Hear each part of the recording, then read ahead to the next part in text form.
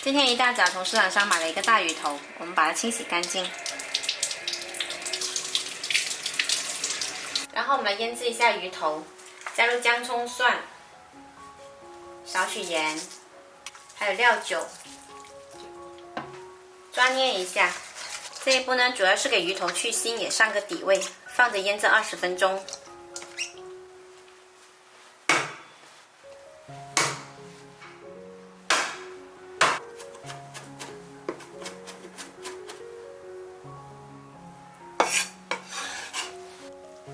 上拍扁剁碎放着备用。再准备一个洋葱，切成大块。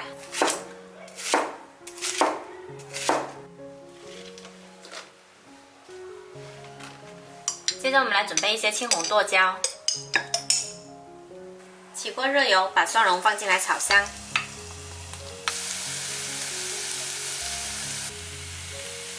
再加入剁椒翻炒一会儿。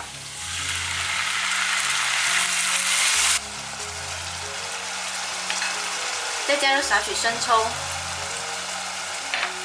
一点点白糖提鲜，翻炒一下，关火放着备用。砂锅热油，把洋葱放进来炒一下，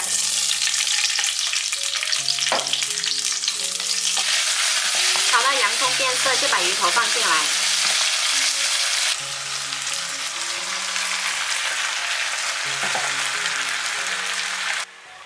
接着把剁椒铺在鱼头上面，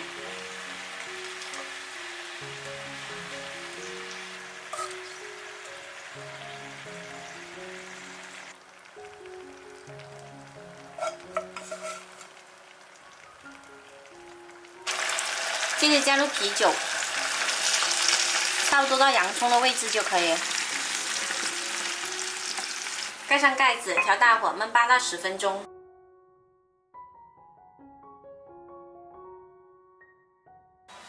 好了，时间到，我们这一锅香辣下饭的砂锅剁椒鱼头包就做好啦。喜欢的朋友可以收藏起来试一下。